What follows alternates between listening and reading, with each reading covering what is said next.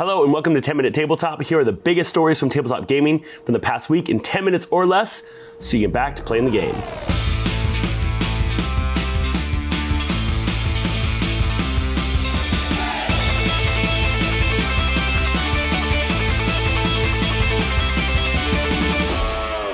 First up, a rough week for Wizards of the Coast. Wizards of the Coast is back under scrutiny for dishing out copyright strikes to D&D YouTubers. The new edition of the Dungeons & Dragons Player's Handbook has been in influencer hands for quite some time, but reviews were just allowed this past week.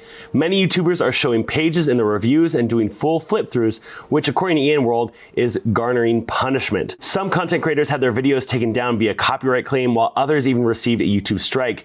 3 strikes can mean the termination of a channel. Sly Flourish mentioned getting an email from Hasbro asking him to blur out the book pages in his flip through over concerns that pirates could take screenshots and make their own PDF. Flourish's account does raise questions if Hasbro's legal team is getting a little overzealous or if WotC itself is behind the strikes. Still, many creators see their channel as their livelihood and care little about the difference. Just like in previous instances, some are taking this as a call to cover other tabletop RPGs. Why is this important? This is important because people aren't going to want to cover your content if they're getting copyright takedown notices. If people are getting strikes on their YouTube, they're going to go with whatever is safe. And if it's not safe for them to cover your product, whether it's showing a few pages in the book, they're likely not going to want to do it in the future. This is bad for getting the word out. This is bad for press. This is bad for promotion. Here's the thing, this book is going to get pirated regardless. The moment this book hits shelves, people who pirate books are going to scan every page and they're going to release it out into the internet. That sucks. Anytime something gets pirated, it's bad for creators.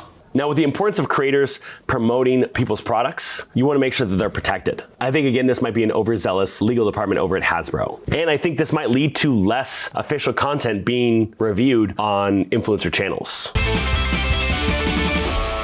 And our next story, I was right! The Stormlight RPG, which is now officially known as the Cosmere RPG, has crushed Kickstarter records and is officially the highest grossing tabletop RPG product of this year. And maybe soon to be the highest grossing tabletop RPG of all time on Kickstarter. So the Stormlight RPG finally hit Kickstarter this week to so much fanfare. It came out the gate with one last surprise. It was not going to be the Stormlight Archive game, but a system built for Brandon Sanderson's whole Cosmere universe. This means a bundle with the Mistborn World Guide in the Kickstarter, and that Sanderson will work with the Tabletop RPG team to adapt more of his novels into the Cosmere Tabletop RPG. The Cosmere RPG crowdfunded campaign raised over $1 million within its first hour and continues to climb, and as of now, it is over $6 million raised. It seems like a real possibility that Cosmere RPG will beat Avatar Legends, which held the title for the highest funded tabletop RPG previously, which raised over $9 million on Kickstarter. I think Cosmere RPG is absolutely going to crush the goal of $9.5 million before it ends. Typically, you see in a Kickstarter fundraise, you raise 1/3 in your first 48 hours, another third during the entire body of the campaign, and your last third in the last 48 hours. I'm estimating that's going to end around 10 million raised. Now, why is this important? This makes me think that there's a whole lot to the idea of novelization when it comes to a tabletop RPG. D&D is, of course, very successful, but D&D also had Dragonlance. It also had the R.A. Salvatore novels. And I think those had a lot to do with kind of creating this huge base that not only fills with nostalgia, but also kind of helps flesh out the world and makes it really approachable to other people that come across it. Brandon Sanderson having this huge epic of novels that have all of these stories inside of it that have really captured people and really allow for a lot of lore building, have brought people in and allow people to easily kind of consume these stories and want them to participate inside of those worlds is going to make it really easy for this tabletop RPG to be successful. And I think if people see the success here, we might see more novelizations come from other games. And I think there's a place to see novelizations in things like Kids on Bikes and Monster of the Week, Pathfinder, which I believe actually has some novelizations. I know they have some graphic novels, but I think the idea of having a fiction verse that is tied to your tabletop RPG is huge. Next up, the official Dungeons & Dragons virtual tabletop was demoed this past weekend at Gen Con. Wizards of the Coast held a D&D live event at Gen Con to show off its in-progress virtual tabletop, now officially known as Project Sigil. The demo took the form of an actual play starring BG3 actors Samantha Bayard as Karlak and Neil Newborn as Asterion. Ananjali Bhamani and Brennan Lee Mulligan rounded out the party with Abria Iyengar as Dungeon Master. The first half of the show was made about antics about the above players, but halfway through, they brought out computers to have the cast play on Sigil. A 3D dungeon was displayed, complete with digital figurines, represent Karlach and Asterion. While the visuals certainly impressed, social media opinions were not as entirely favorable. Critics saw a downturn in the energy of the show as the cast was focused more on their screens and needed to call in help for navigating Sigil. It's worth knowing that Project Sigil is still in its beta and presumed launch date is next year. A closed beta was revealed for this fall, and D&D Beyond users can sign up for it themselves. Access to the beta includes 5 codes, so a DM can bring their players along. Why is this important? Well, this was a chance for Sigil to shine, and it was a bit of a letdown because it definitely drew the energy out of the room. Anytime a D&D is doing a live event, it technically is an ad for Dungeons & Dragons. But it didn't go off without a hitch, and that kind of caused some folks to look at it a little more critically. And yes, I mean, kind of any D&D event is a bit of product placement just for D&D. Now, if this had gone off a little more smooth, I do think that the criticism online would be a little quieter if it hadn't detracted from the great cast they had brought. 10-minute tabletop news. This is a breaking into the news, so you know it's urgent. I'm lead reporter Justin McElroy, joined by my family, Travis Griffin, and it says here, Dad, that can't be right. We want to tell you about Start Playing. It's over at startplaying.com. Dad, is it? What are we hearing?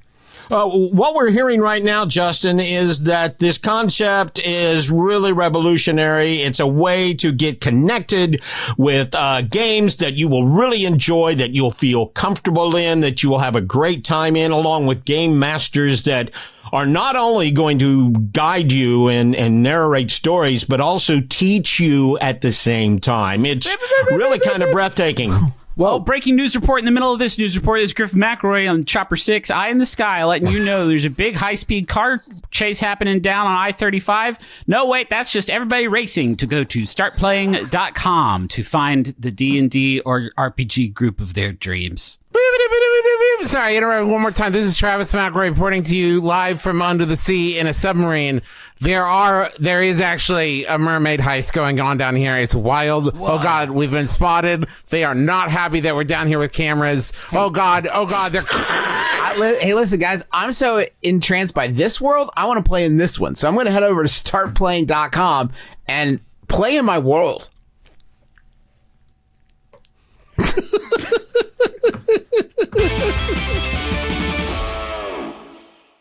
Next up, Alien RPG announces its second edition. Free League will hit Kickstarter with a second edition of its acclaimed Alien RPG this fall, reported by Polygon. Now, the original game released in 2019, and so this next release is coming pretty soon after, only about 5 years later, but apparently it will be backwards compatible with the first edition. They're saying it's more of a rules refresh rather than a whole new game. Free League says that the new edition was mostly inspired by the Rapture Protocol scenario that will be part of the 2E Kickstarter. Its aim was to rework the stealth rules and provide expanded options for using miniatures, which will come with Rapture Protocol. While developing these elements, the team saw an opportunity to flesh it all out into a new edition. And of course, that's perfect timing with the new Alien movie, Alien Romulus, releasing this month. Now, why is this important? Alien the RPG hasn't traditionally been a heavy miniatures game, but this new version sounds like it's going to have a bit more tactical aspects to it because they are integrating a heavy amount of miniatures into it. And of course, adding miniatures and the kind of expanded tactical side to the game will increase the amount for merchandising, which is great for Free League and not so great for my wallet. And our last story, what does Jon Hamm and Wil Wheaton have in common? Well, they're both going to be in a Dungeons & Dragons podcast. Jon Hamm will star in and executively produce Dungeon Masters, a new scripted podcast series from Q Code in Temple Hill, set to premiere on August 12th.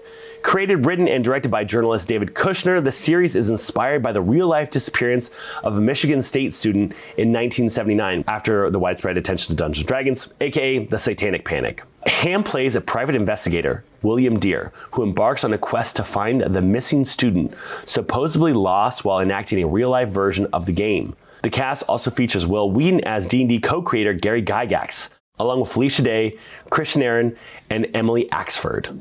Kushner, known for his work chronicling the cultural impact of Dungeons & Dragons, aims to immerse listeners in the mystery of the case and the world of the game. With multiple Q-Code podcasts having been adapted into TV series or films, there's already discussions about Dungeon Masters potentially making its way to the screen. Hamm, fresh off of 2 Emmy nominations, expressed excitement for the project, highlighting the talent involved and the intriguing story at its core. Now, if you know the story about the missing Michigan student, it was ludicrous to think that D&D had something to do with it. And the investigator at the time saw a Dungeons and Dragons map and thought it mapped to the steam tunnels underneath the university, and said that he came to the conclusion that the student essentially got so involved in the game, they went into the sewers and they got lost down there into those steam tunnels. That obviously wasn't the case, but that story is what inspired the impetus for the Satanic Panic. It's actually the impetus for the movie Monsters and Mazes, Tom Hanks' first movie, I think. Don't quote me on that. So I'm very interested to see how this plays out. The idea of Jon Hamm getting involved with Dungeons & Dragons is very cool. Emily Axford being attached obviously is like massive. Now in the comments, I would love if you'd let me know what you think about this and what character you think Jon Hamm should play if he ever gets to the table to play some Dungeons & Dragons. All right, thanks so much. That's everything we have for you this week. I hope you enjoyed it. Now, if you want to support the show, head over to patreon.com/totalpartychill, and you can support us there, or you can share this with your friends, your family, or your enemies. Thanks so much, and I'll see you next week.